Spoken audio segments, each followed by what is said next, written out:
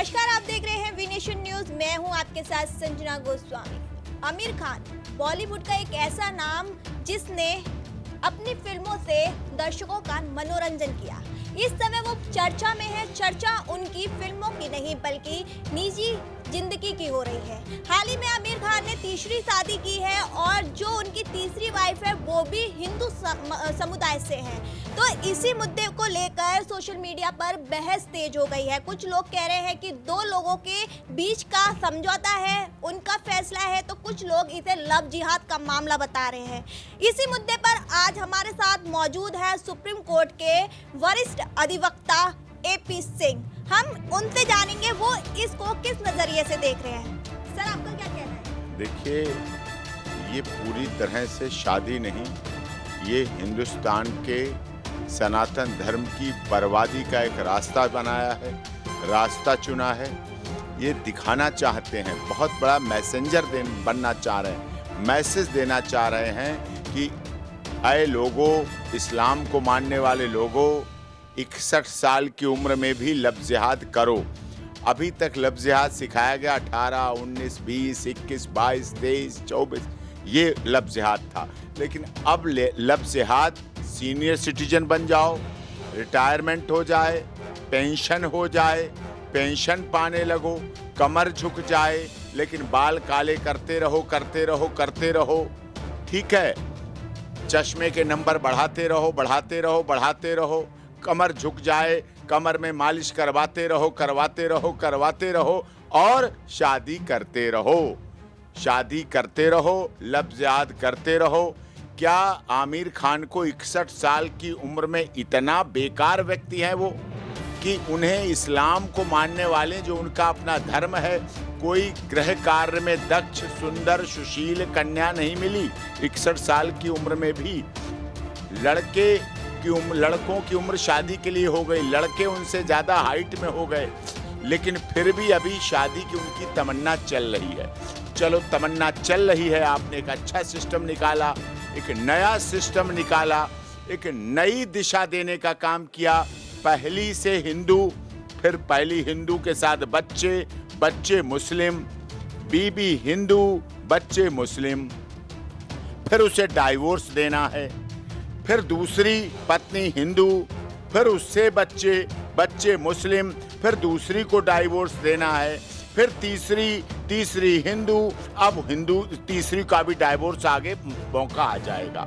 लेकिन अब साथ में आप डाइवोर्स मतलब होता है आपकी विचारधारा नहीं मिली, मतलब आपका वैवाहिक दंपत्य डाइवोर्स की डिग्री हो गई, आप रीइंस्टीट्यूशन नहीं कर सकते, आप कंज्यूमर राइट्स को नहीं रख सकते, तो आपका डाइवोर्स हो गया। अब डाइवोर्स होने के बाद आप दो बीवियों की बारात साथ में ला रहे हैं, बच्चों की बारात साथ में लेके आ रहे हैं, और बारात लेके आ गए तीसरे के घर। दोनों आपके साथ मिलके डांस कर रही हैं, तीसरी साइन कर रही है अपना पत्नी बनने के लिए, और पिछली दोनों के साथ पुच्ची पुच्ची, चुप्पी चुप्पी गले मिल रहे हैं, उन्हें चिपटा रहे हैं और उनके साथ प्यार भरा आलिंगन दे रहे हैं। तो क्या उन दो के साथ अन्याय है, पहली के साथ अन्याय है, दूसरी के साथ अन्याय है, या होने वाली जो तीसरी हो गई है उसके साथ सबसे बड़ा अन्याय है? एक के साथ दो सौतन साथ ला रहे हैं। हमारी सभ्यता संस्कृति से देश की है जिसमें सौतन मिट्टी की भी बुरी लगती है। कहते हैं चून की सौतन, मतलब आटे की सौतन भी बना के रख दो तो वो भी महिला को बुरी लगती है। तो सौतन होती है। अब उसको इन्होंने तोड़ने का प्रयास किया, कहा एक साथ रहेंगे, सबको एक साथ रखेंगे। तो फिर क्या वैवाहिक दंपत्य में, दाम्पत्य जीवन में, दाम्पत्य सुख भी एक बहुत बड़ी आवश्यकता होती है, जिसकी शादी हुई है तीसरी। क्या आप दिन बांटेंगे, सोमवार को उसके साथ, मंगलवार को उसके साथ, बुधवार को उसके साथ, बृहस्पतिवार को उसके साथ, जुम्मा को, शुक्र को छुट्टी करेंगे, फिर शनिवार से शुरू हो जाएंगे छुट्टी करके, इतवार उसके साथ? क्या दिन बांटेंगे? क्या कहना चाहते हैं? क्या सबके कमरों पे डे वाइज लगेंगे कि विजिट करने आएंगे दूल्हा साहब, खामिद साहब, पति साहब, शौहर साहब? किस तरह की संरचना बनाई जा रही है। ये वही लोग हैं, आमिर खान जैसे चरित्र के लोग, जिन्होंने पीके फिल्म बनाई, इस देश की सभ्यता संस्कृति को तोड़ने का काम किया।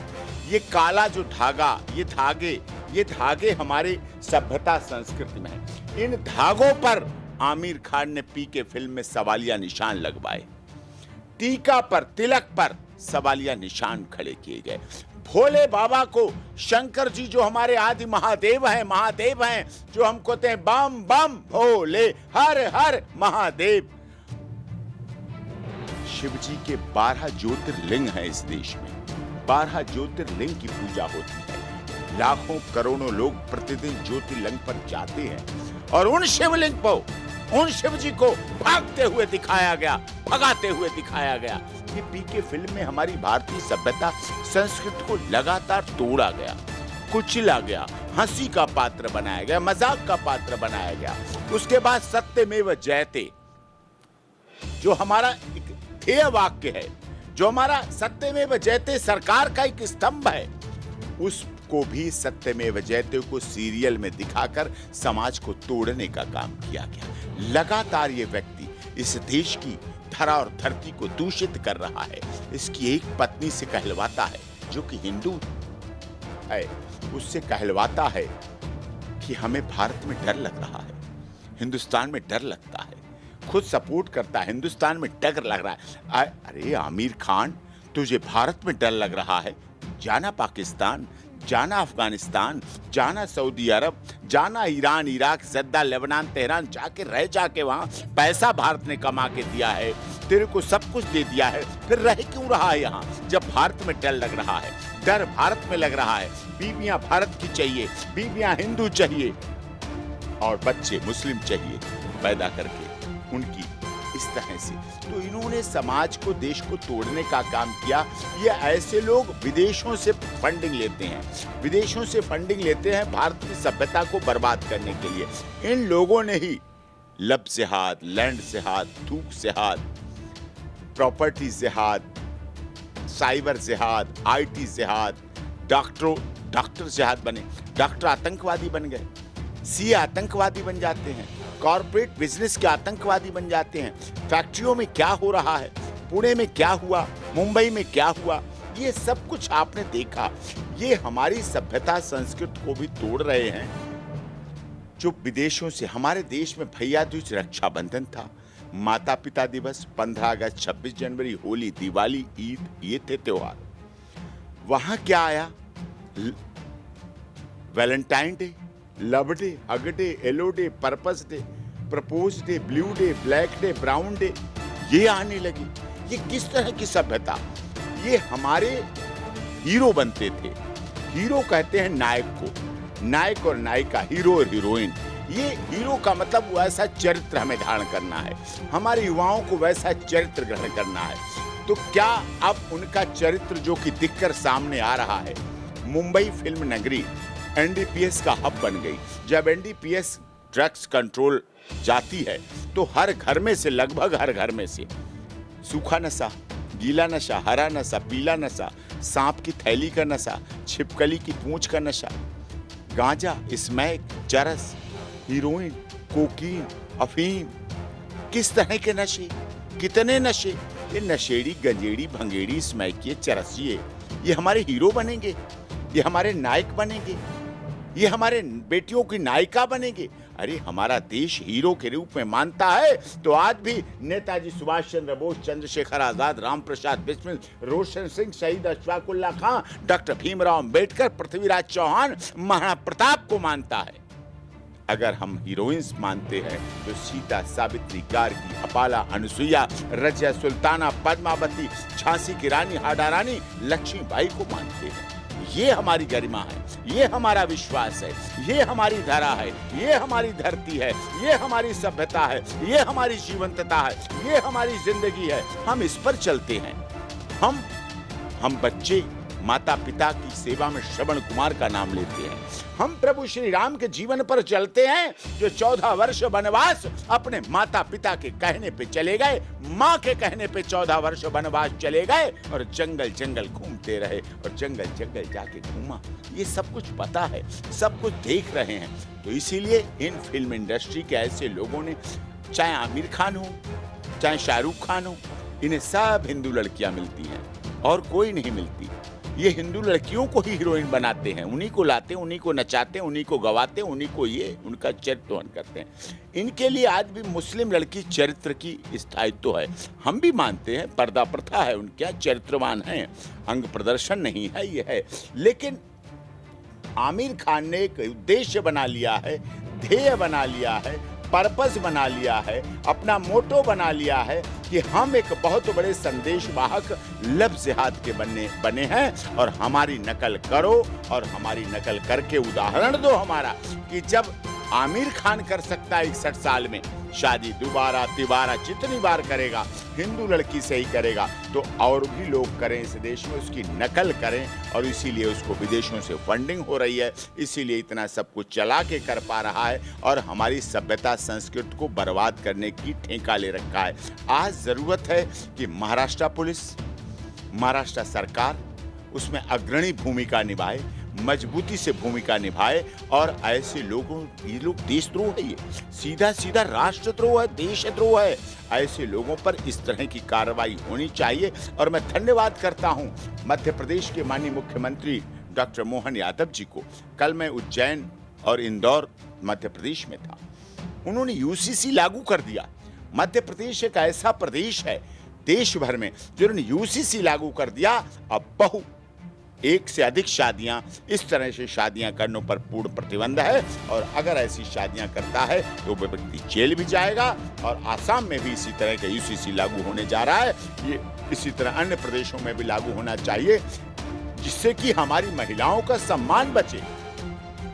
हमने हिंदू, मुस्लिम, सिख, ईसाई, जैन, पारसी नहीं देखा। हमने माननीय सर्वोच्च न्यायालय में ट्रिपल तलाक का केस लड़ा और इस्लाम को मानने वाली बहनों, इस्लाम को मानने वाली बेटियों को ट्रिपल तलाक से आज़ादी दिलाई।